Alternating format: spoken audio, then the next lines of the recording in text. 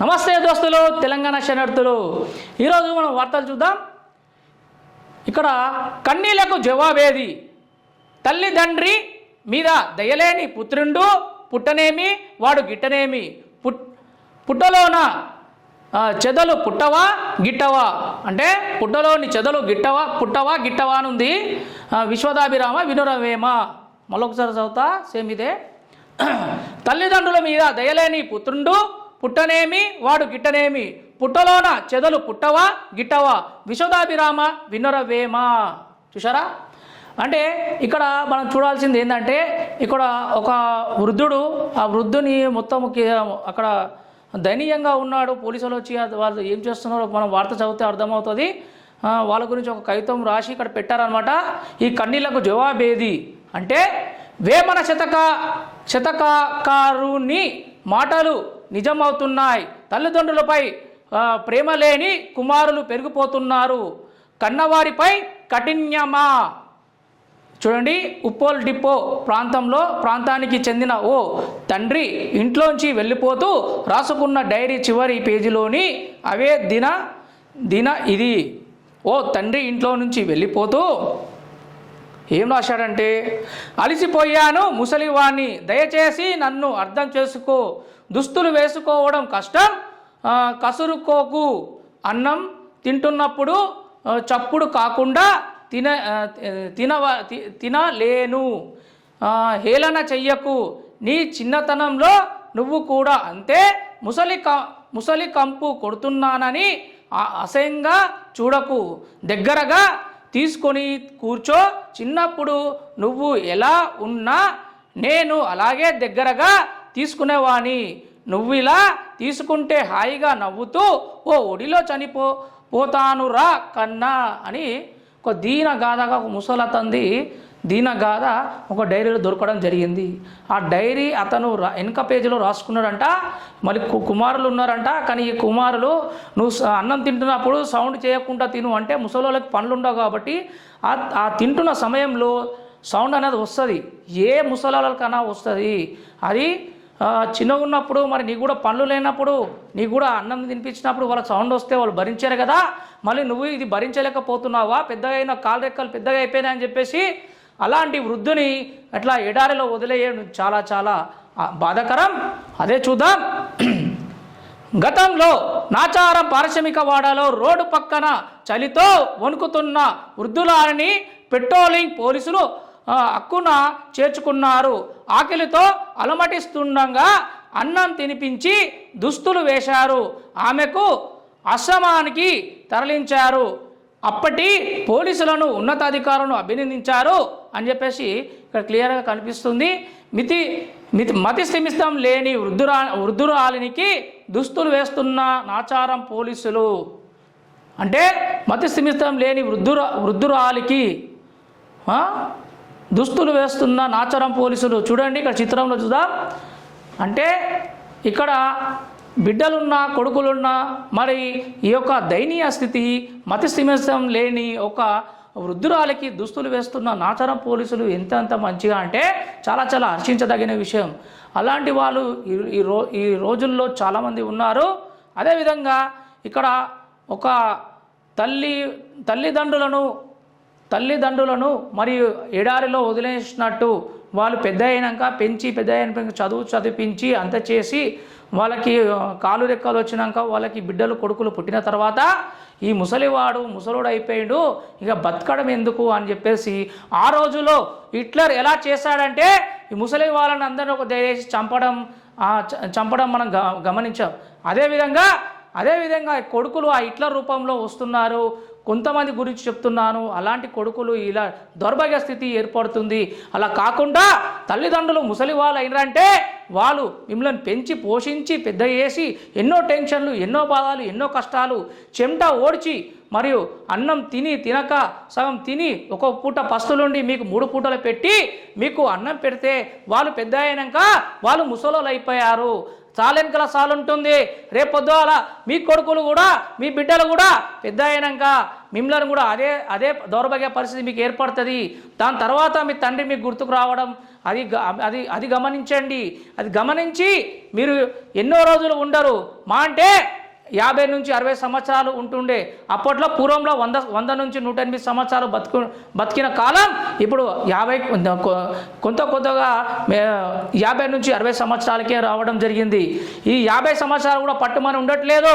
30 సంవత్సరాలు లేదా 35-40 సంవత్సరాలకే చాలామంది యవ్వనస్తులు ఒక హార్ట్ అటాక్ వచ్చి చనిపోతున్నారు. అలాంటి వాళ్ళు చాలామంది ఉన్నారు. దయచేసి ఎవరైతే తల్లిదండ్రులు ఉన్న ఈ యొక్క యవనస్తులారా దయచేసి మీ తల్లిదండ్రులను మంచిగా చూసుకోండి. మీరు పెద్దగా ఈ కాలు రెక్కలు మంచిగా వచ్చినాయని చెప్పి తీసుకెళ్ళి వృద్ధాశ్రమంలో వేస్తే చాలా చాలా బాధాకరంగా వాళ్ళు బాధపడతారు. అదే మిమ్మల్ని తీసుకెళ్ళి హాస్టల్లో వేశారా, వేయకుండా ఇంట్లో ఉంచి మీకు మంచి చెడు అని చూసి 1 నుంచి 10వ తరగతి నుంచి మొత్తం 15-20 మొత్తం ఇంతవరకు చదివిస్తే మీరు వాళ్ళని మీకు ఉద్యోగం వచ్చిన తర్వాత వాళ్ళని తీసుకెళ్ళి ఆ వృద్ధాశ్రమంలో వేయడం చాలా చాలా బాధాకరం. అలాంటి తల్లిదండ్రులకి అలాంటి కొడుకులు ఉంటే చాలా కఠినంగా శిక్ష విధించాలని చెప్పేసి మేము కోరుతున్నాం. ఇంకోటి ఏంటంటే అలసిపోయాను ముసలివాణి దయచేసి నన్ను అర్థం చేసుకో అంటే అలసిపోయాడు ముసలివాడు అలసిపోయాడు. ఎందుకు? అలాంటి ఏజ్లో రక్తం అనేది చనిపోతుంది కాబట్టి ఈ యొక్క ముసలివాడు అలసిపోతాడు. ముసలితనంలో అలసిపోగా అలాంటి వాళ్ళు ఎక్కువ మంది ఉన్నారు మన దాంట్లో. కాకపోతే కొంతమంది తల్లిదండ్రులను ఒక చిన్న పిల్లలుగా ఆడించడం మేము చూసాం. కాకపోతే ఇంకొంతమంది వృద్ధాశ్రమంలో తీసుకెళ్ళి వేయడం చాలా చాలా బాధాకరం. దాని గురించి ఇక్కడ చిన్న మంచి ఆర్టికల్ కూడా ఇచ్చారు. అది ఏంటంటే తల్లిదండ్రి మీద దయలేని పుత్రుండు పుట్టనేమి వాడు గిట్టనేమి పుట్టలో నా చెదలు పుట్టవా గిట్టవా విశ్వదాభిరామ వినురవేమ. చూసారా? ఈ యొక్క వాక్యం విన్న ప్రతి ఒక్కరు ఎవరైతే మధ్యతరగతి కుటుంబంలో ఉన్నా, మరి చిన్న కుటుంబంలో ఉన్నా, పేద కుటుంబంలో ఉన్నా, పెద్దవాళ్ళు ఉన్నా, వీరందరూ తల్లిదండ్రులను మర్చిపోవద్దు. ఇలా తల్లిదండ్రులను అమాయకులను తీసుకొచ్చి ఇలా వాళ్ళు ఇంట్లోకి బయటికి వెళ్ళగొట్టేస్తే ఇక్కడ చూడండి నాచారంలో దుస్థితి. నాచారం పారిశ్రామిక వాడలో రోడ్డు పక్కన చలి వణుకుతున్న వృద్ధురాలికి పెట్రోలింగ్ పోలీసులు హక్కున చేర్చుకున్నారు.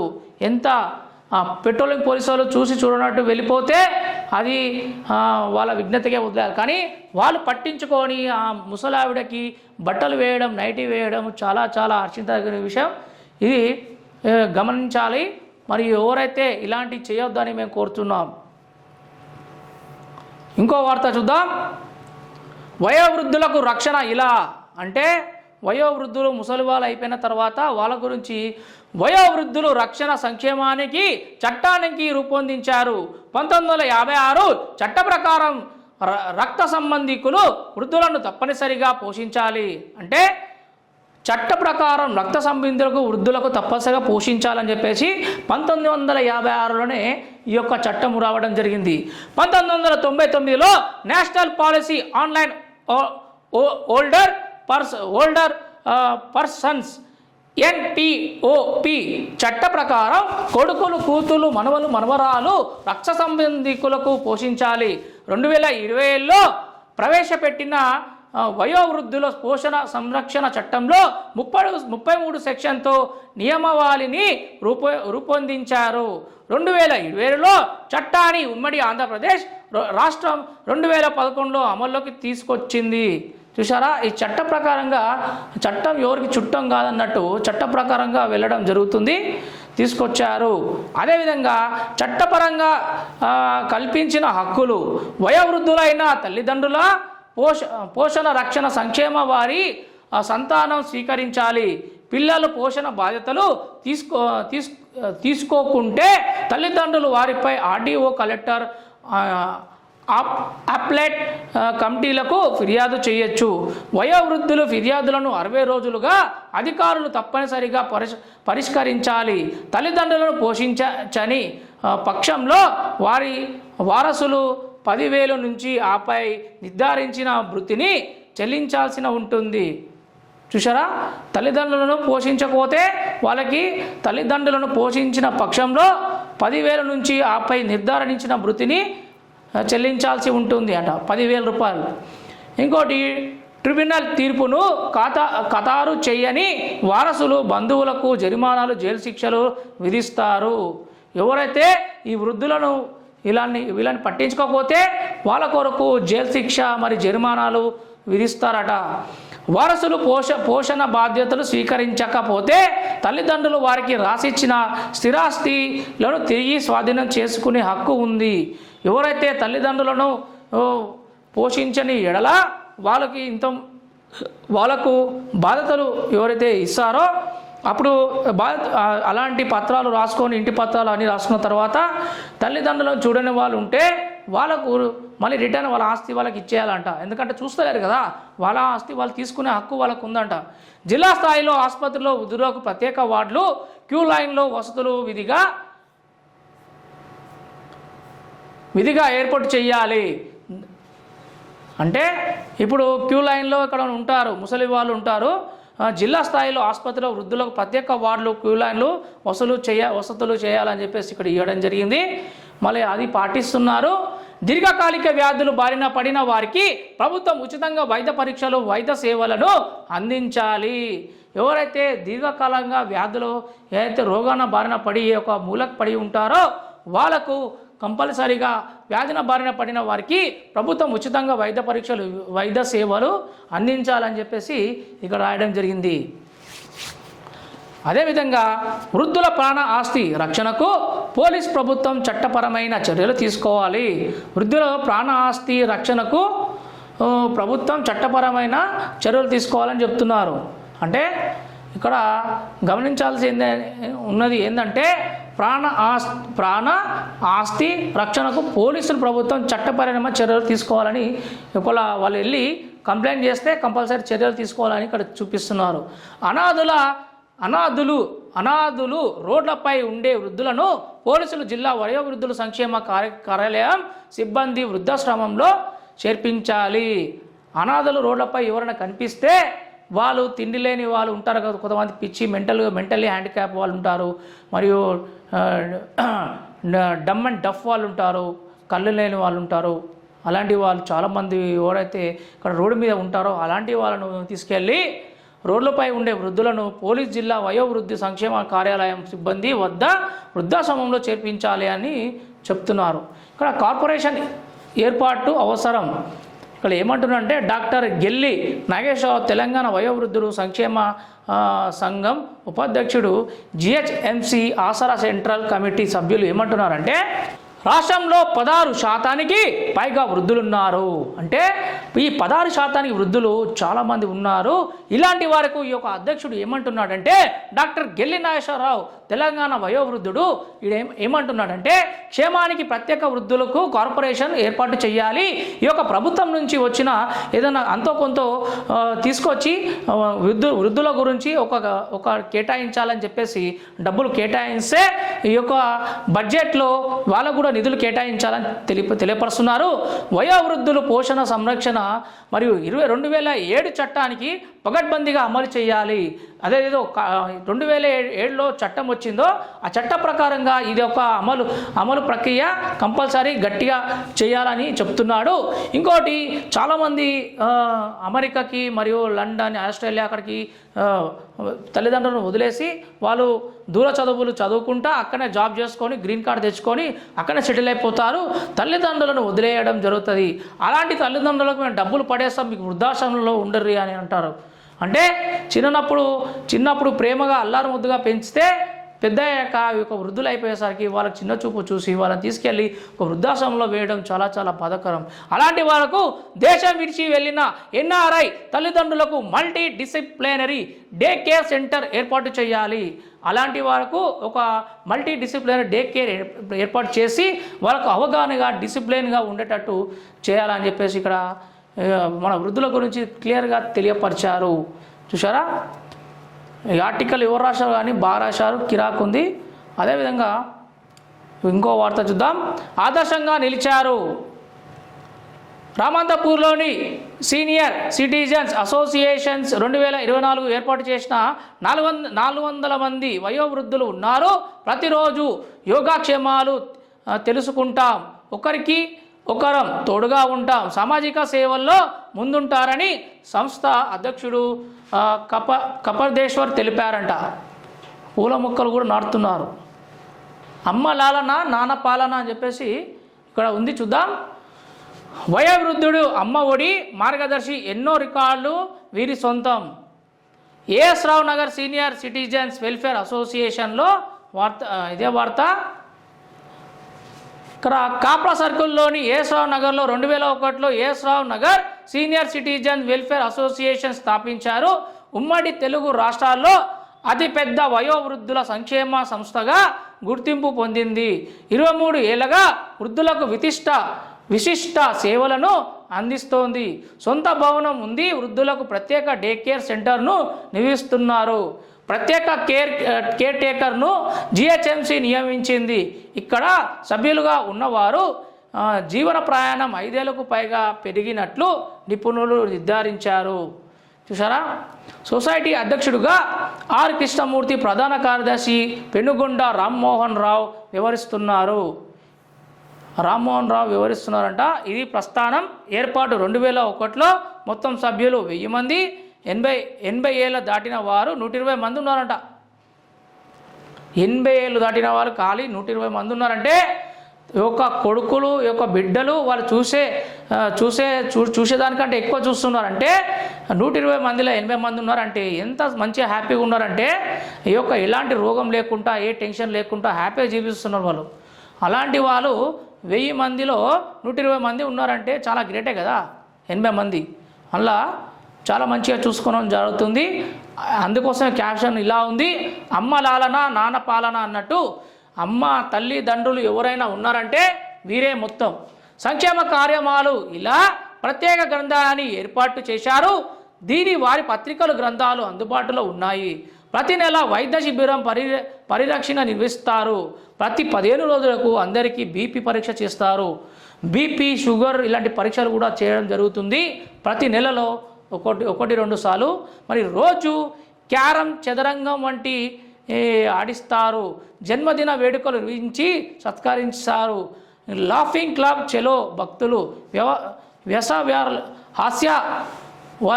హాస్యవల్లరి నృత్యాలతో సందడి చేస్తారు.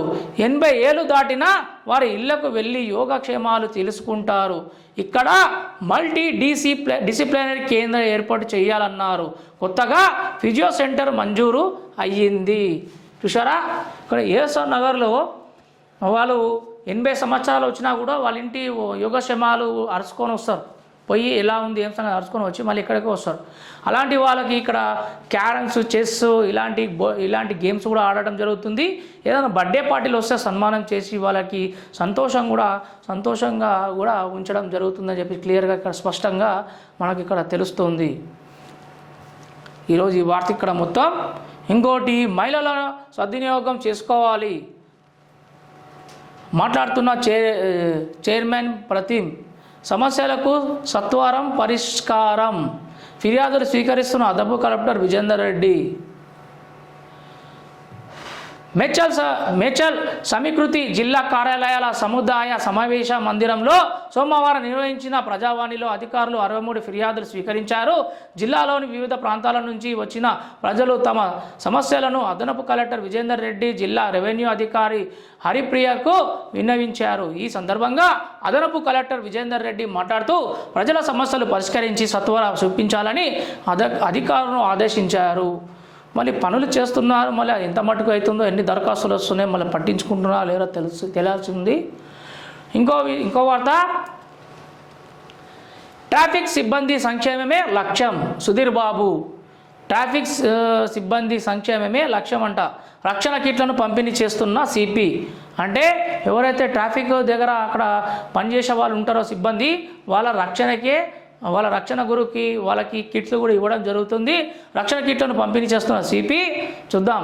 రద్దీ రహదారులపై నిరంతరాయంగా విధులు నిర్వహిస్తున్న ట్రాఫిక్ సిబ్బంది సంక్షేమమే లక్ష్యంగా పనిచేస్తామని రాచకొండ కమిషనర్ సుధీర్ బాబు పేర్కొన్నారు. సోమవారం రాచకొండ కమిషనరేట్ ట్రాఫిక్ సిబ్బందితో సమావేశమయ్యారు. 730 మంది సిబ్బందికి వివిధ రకాల సామాగ్రి ఇచ్చారు. ఈ ట్రాఫిక్ పోలీసులు వాళ్ళు 730 మంది ఉన్నారు. ఆ పరిసర ప్రాంతాల్లో ఉన్న సిబ్బందికి 730 కిట్లు ఇచ్చడం చాలా హర్షించదగిన విషయం. పోరాటాలకు సిద్ధం కావాలి. ఎవరమ్మా మాట్లాడుతున్న రాష్ట్ర ప్రధాన కార్యదర్శి మల్లు లక్ష్మి ఏమంటుందంటే, మహిళా హక్కులకు సమరశీల పోరాటాలకు సిద్ధం కావాలని ఐద్వా రాష్ట్ర ప్రధాన కార్యదర్శి మల్లు లక్ష్మి పిలుపునిచ్చారు. కమలానా నగర్లో సోమవారం ఐద్వా మేడ్చల్ జిల్లా 3వ మహాసభ జరిగింది. ఈ సమయానికి ఆమె హాజరై మహిళా విద్యా వైద్య రాజకీయ శాస్త్ర సాంకేతిక రంగంలోకి ముందుకు రావాల్సిందిగా ఉందని చెప్పి తెలియపరిచారు. ప్రజావానికి 155 ఫిర్యాదులు 155 ఫిర్యాదులు వచ్చినాయన్న ప్రజావానికి. ఇంకోటి డివైడర్ను ఢీకొట్టిన వ్యక్తి మృతి. చూద్దాం. డివైడర్ను ఢీకొట్టిన ఓ వ్యక్తి మృతి చెందాడు. మరో వ్యక్తికి గాయాలయ్యాయి. ఈ ఘటన మెడ్చల్ పోలీస్ స్టేషన్ పరిధిలో జరిగింది.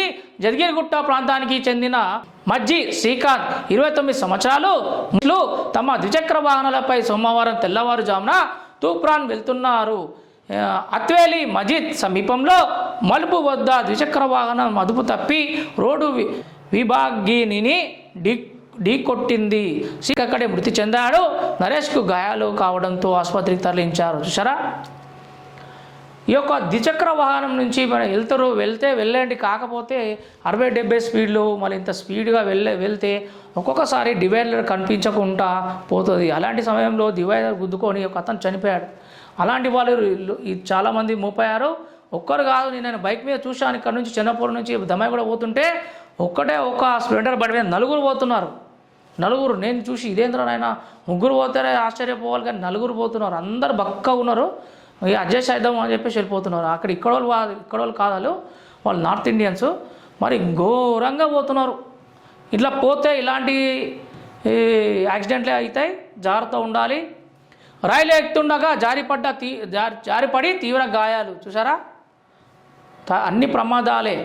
కారు డ్రైవర్ నిర్లక్ష్య ద్విచక్ర వాహనదారుడికి దుర్మరణం. కారు డ్రైవరు నిర్లక్ష్య ధోరణికి ద్విచక్ర వాహనుడు చనిపోయాడంట. సంక్షేమమే ప్రజాప్రభుత్వం. మాట్లాడుతున్న పరమేశ్వర్ రెడ్డి 2 రోజులు పూర్తి చేస్తామని చెప్తున్నారు. భాస్కర ఎంక్లేవ్ తవ్వని రోడ్డు ఇంకా తవ్వలేదంట. మనం క్లియర్ చేస్తామంటారు. చేస్తారో చేయరో చూద్దాం. కష్టపడే విద్యార్థులకు మంచి భవిష్యత్తు. మాట్లాడుతున్న అనురాగ్ విద్యాలయం రిజిస్టర్. ఈ వార్తలు. విధి నిర్వహణలో రాజభాష వినియోగం. బోల్తా కొట్టిన కారు. బొంతు కమలమ్మకు నివాళులర్పించిన మన బండారు లక్ష్మారెడ్డి. నివాళులర్పిస్తున్న ఎమ్మెల్యే లక్ష్మారెడ్డి. చెల్లపల్లి డివిజన్లోని రెడ్డి కాలనీలో మాజీ మేయర్ బొంతు రామ్మోహన్ మాతృమూర్తి కమలమ్మ పార్థదేహానికి అంతిమ సంస్కారం సోమవారం నిర్వహించారు. ఎమ్మెల్యే బండారు లక్ష్మారెడ్డి, ఎమ్మెల్యే అరకపూడి గాంధీ, ఎంపీలు మరియు సిరిసిల్ల రాజయ్య, రవిచంద్ర, మాజీ మంత్రి జగదీశ్వర్ రెడ్డి, మాజీ ఎమ్మెల్యే సుభాష్ రెడ్డి పలువురు నివాళులర్పించారు. అరకపూడి గాంధీ కూడా రావడం జరిగింది. అయితే ఇక్కడ బోల్తా కొట్టిన కారు, ఒకరు మృతి, 2 గాయాలంట. వర్షంలో దారి కనిపించక ఔటర్ రింగ్ రోడ్డుపై వెళ్తున్న కారు డివైడర్లను బలంగా ఢీకొట్టడంతో అందులోని మహిళ దుర్మరణం చెందారు. మరో 2కి గాయాలయ్యాయి. ఔటర్ రింగ్ రోడ్ X28 అతి సమీపంలో సోమవారం ఈ ఘటన జరిగింది. ఎస్ఐ హారిక కథన ప్రకారం జయశంకర్ భూపాలపల్లి జిల్లా మహదేవ్పూర్ మండలం బొమ్మాపూర్ గ్రామానికి చెందిన మనోజర్ రెడ్డి తన తల్లి పుష్పలత 48 సంవత్సరాలు, సోదరి రష్మిత మరియు కోడలు రయన్స్లతో కలిసి కారులో ఔటర్ రింగ్ రోడ్పై నిజాంపేట్కు వెళ్తున్నారు. షామీర్పేట్ X2A లో రాగానే వర్షం అధిక కావడంతో దారి కనిపించక డివైడర్ను బలంగా ఢీకొట్టడంతో కారు బోల్తా పడింది. ఆ వాహనంలో పుష్పలత సంఘటన స్థలంలోనే చనిపోయారు. మరో 2 గాయాలయ్యాయి. ఇప్పుడు కారు అన్ని ఫిట్నెస్ ఉంటేనే బయటికి వెళ్ళాలి. ఒకవేళ కారు డోర్స్ అన్ని పెట్టేసి ఏసీలో పెట్టుకుంటే చలి పెడుతుంది అంటారు. మళ్ళీ హీట్లో పెట్టడానికి కూడా కనీసం అద్దం అది ఆ ఫోమ్ రాకుండా మరి ముంగట దారి కనిపించేది కదా. మళ్ళీ అవన్నీ గమనించలేకపోతే ఇలాంటి దుర్ఘటనలే జరుగుతాయి. ఒకరు మృతి కూడా చెందారంట. చాలా చాలా బాధాకరం. ఇప్పుడు ఇంకా మనం కూడా మన వాట్సాప్ వార్తలు చదువుతాం. జోనర్లో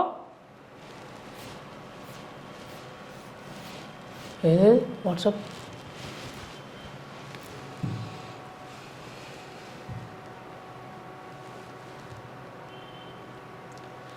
సమస్యలను పరిష్కరించిన నాయకులు సన్మానం అని చెప్పేసి చైర్మన్, వైస్ చైర్మన్లను సన్మానించిన కాలనీ వాసులు. ఇక్కడ మేడ్చల్ మల్కాజ్గిరి జిల్లా పరిధిలోని నాగారం మున్సిపాలిటీలో ఎన్నో ఏళ్లుగా పరిష్కారం నోచుకోకుండా ఉన్న డ్రైన్ సమస్యలను పరిష్కరించేందుకు 5వ వార్డులో సంబంధించినటువంటి Chakradharan colony, Girinath colony, Vivekananda colony, new Lakshminagar colony ప్రజలు సన్మాన కార్యక్రమాన్ని నిర్వహించారు.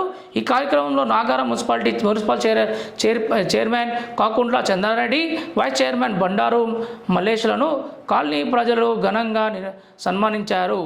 బాక్స్ డ్రైనేజీ నిర్మించి శాశ్వత పరిష్కారం చూపించినందుకు పలువురు కాలనీలు ప్రజలు ధన్యవాదాలు తెలిపారు. ఈ కార్యక్రమంలో కాలనీ ప్రజలు పెద్ద సంఖ్యలో పాల్గొన్నారు. చూడండి, ప్రతి ఒక్క ఉపాధ్యాయునికి ఉద్యోగ విరమణ తప్పనిసరి అని చెప్పేసి పదవి విరమణ కార్యక్రమంలో పాల్గొన్న డిప్యూటీ మేయర్ అంట. డిప్యూటీ మేయర్ ని కూడా సన్మానం చేశారు. తెలుగు పండిత్ నర్సింగ్రావు పదవి విరమణ కార్యక్రమంలో పాల్గొని సన్మానించిన డిప్యూటీ మేయర్ రెడ్డిశెట్టి శ్రీనివాస్ నర్సింగ్రావు శేష జీవితం కుటుంబాలతో సంతోషంగా ఉండాలని ఉప మేయర్ రెడ్డిశెట్టి శ్రీనివాస్ అన్నారు. అంకితభావం, సచ్చిలత, వృత్తి పట్ల గౌరవం కలిగిన ఆదర్శ ఉపాధ్యాయుడు తెలుగు పండిత్ నర్సింగ్రావు అని Jawaharnagar municipal corporation deputy mayor Reddisetti Srinivas అన్నారు. సోమవారం జవహర్నగర్ మున్సిపల్ కార్పొరేషన్ పరిధిలో ప్రభుత్వ పాఠశాల ఉపాధ్యాయుడిగా విధులు నిర్వహిస్తున్న తెలుగు పండిత్ నర్సింగ్రావు రిటైర్మెంట్ కార్యక్రమానికి డిప్యూటీ మేయర్ రెడ్డిశెట్టి శ్రీనివాస్ ముఖ్య అతిథిగా హాజరైన ఆయనను ఘనంగా సన్మానించారు. ఈ సందర్భంగా డిప్యూటీ మేయర్ రెడ్డిశెట్టి శ్రీనివాస్ మాట్లాడుతూ నర్సింగ్రావు ఉపాధ్యాయుడిగా రిటైర్మెంట్ తీసుకోవడం విద్యార్థులకు జవహర్నగర్ మున్సిపల్ కార్పొరేషన్కు లోటు అని, ప్రతి ఒక్క ఉద్యోగి విరమణ తప్పదని, వారి యొక్క శేష జీవితం కుటుంబాలతో సంతోషంగా ఉండి ఆరోగ్యాలతో ఉండాలని ఆయన కోరారు. ఈ కార్యక్రమంలో ఉపాధ్యాయులు, విద్యార్థులు తదితరులు పెద్ద సంఖ్యలో పాల్గొన్నారు. అయితే ఈ యొక్క ఉపాధ్యాయుడు ఈ యొక్క పదవి విరమణ చేయడంతో అతనికి ఘనంగా సన్మానం చేశాడు. ఇక్కడ సన్మానంలో చిత్రంలో చూస్తున్నాం. ఈ వార్త ఆల్రెడీ మనం చదివాం వార్త. ఇది కూడా హిందీ భాషలకు ప్రాముఖ్యాన్నిద్దాం. సిఆర్పిఎఫ్ డిఐజిపి అనిల్ ముంజే సిఆర్పిఎఫ్ క్యాంపస్లో హిందీ దివాస్ కార్యక్రమంలో జవహర్నగర్లో ఈ వార్త రావడం జరిగింది. నినాదంలో చూద్దాం. మనమెక్కడ అనే నినాదంతో హిందీ భాషకు ప్రాముఖ్యత ఇచ్చి లక్ష్యాన్ని నెరవేర్చుదామని సిఆర్పిఎఫ్ డిఐజిపి అనిల్ ముంజే సిఆర్పిఎఫ్ ఉద్యోగులకు పిలుపునిచ్చారు. హిందీ దివాస్ కార్యక్రమానికి పురస్కరించుకొని జోహర్నగర్ కార్పొరేషన్ సిఆర్పిఎఫ్ క్యాంప్లో ఉద్యోగులకు హిందీ దివాస్పై పోటీలను నిర్వహించారు. ఈ కార్యక్రమానికి ముఖ్య అతిథిగా డిఐజిపి అనిల్ ముంజే హాజరై మాట్లాడుతూ హిందీ భాషకు రాజ్యాంగం ఇచ్చిన గౌరవాన్ని గుర్తు చేస్తూ ఉద్యోగులంతా హిందీలోనే ఉత్తరాలు రాయాలని అన్నారు. కేంద్ర ప్రభుత్వం కార్యాలయంలో ప్రతి ఏటా హిందీ దివస్ కార్యక్రమాన్ని నిర్వహిస్తామని తెలిపారు. గతంలో సిఆర్పిఎఫ్ క్యాంపస్కు హిందీ భాషపై అవార్డులు లభించాయని పేర్కొన్నారు. హిందీ వర్క్ షాప్, వ్యాపార పోటీ, టైపింగ్, నైటింగ్, డ్రాఫ్టింగ్ వంటి పోటీలు జవాన్లకు నిర్వహించారు. పోటీలో గెలుపొందిన వారు బహుమతులు అందజేశారు. ఈ కార్యక్రమంలో సిఆర్పిఎఫ్ గెస్టెడ్ అధికారులు, ఉద్యోగులు తదితరులు పాల్గొన్నారు. అంటే రాను రాను మన హిందీ భాష అంతరించిపోతుంది. అలా పోవద్దంటే సౌత్ ఇండియాలో 4-5 భాషలు, నార్త్ ఇండియాలో మొత్తం హిందీతో పాటు మరాఠీ, గుజరాత్ అలాంటి భాషలలో మొత్తం ప్రత్యేకమైనది ఏదంటే హిందీ అన్నమాట. హిందీ చాలామంది స్పెషల్ ఇంగ్లీష్ మామూలుగా స్టూడెంట్స్ కూడా ఫస్ట్ లాంగ్వేజ్ హిందీ అలా తీసుకుంటారు. ఎందుకంటే హిందీ, తెలుగు సెకండ్ లాంగ్వేజ్ తెలుగు, దాని తర్వాత ఇంగ్లీష్ అవి ఉంటాయి. అదేవిధంగా హిందీ అనేది మన భారతదేశంలో నార్త్ ఇండియన్స్ చాలామంది మాట్లాడుతుంటారు. ఈ హిందీ అనేది ప్రాముఖ్యమైన లాంగ్వేజ్ కాబట్టి హిందీ అనేది భారతదేశంలో అందరూ మాట్లాడాల్సిన భాష కాబట్టి అందరూ హిందీ మాట్లాడితే ఎక్కడ పోయినా మన భారతదేశంలో బతకొచ్చు అనమాట. ఎందుకంటే మనకి ఇంగ్లీష్ రాదు. తెలుగు అంటే తెలుగు పోయిన తమిళనాడులో తెలుగు మాట్లాడితే వాళ్ళకి తెలుగు అర్థం కాదు. తెలుగులో వచ్చి ఇక్కడ తమిళ్ మాట్లాడితే తెలుగు వాళ్ళకి తమిళ్ అర్థం కాదు. అందుకోసమే హిందీ భాష అనేది ప్రతి సంవత్సరం ఏటా హిందీ భాష అనేది నేర్చుకోవాలి ప్రతి ఒక్కరు అని చెప్పేసి సిఆర్పిఎఫ్లో ప్రోగ్రామ్ కండక్ట్ చేశారు. ఇక్కడ హిందీ భాషకు ప్రాముఖ్యత ఇద్దామని చెప్పి క్లియర్గా స్పష్టత మన నినాదం పేపర్లో రావడం జరిగింది.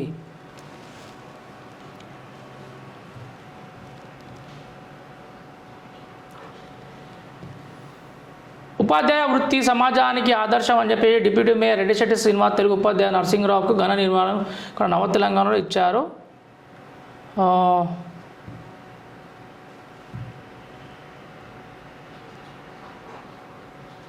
ఇక్కడ నగర నిజంలో ఇంకో వార్త వచ్చింది. ఈ వార్త మేడ్చల్ జిల్లా జవహర్నగర్ మున్సిపల్ కార్పొరేషన్ పరిధిలో అక్రమ కట్టడాలను అడ్డుకునేది ఎవరని చెప్పేసి ఇక్కడ ఒక వార్త వచ్చింది. జిహెచ్ఎంసీ రెవెన్యూ అధికారులు ఎలాగైతే ఈ యొక్క పేద ప్రజల ఇళ్లను కూల్చివేశారో అదేవిధంగా డిప్యూటీ మేయర్ అధికార బలంతో ఎటువంటి పర్మిషన్ లేకుండా కోర్టు స్టే ఆర్డర్ ఇచ్చినటువంటి బాలాజీనగర్ ప్రధాన రహదారిపై ఉన్న కార్తీక్ ప్రైడ్గా పిలువబడే విశాల్ మార్ట్పై లక్షలు కిరాయిలు వసూలు చేస్తున్న వారిపై ఉన్నతాధికారులు స్పందించి ఈ యొక్క అక్రమ నిర్మాణాలపై చర్యలు తీసుకోవాలని ప్రజలు డిమాండ్ చేశారు అని ఇంకో వార్త ఇక్కడ రావడం జరిగింది.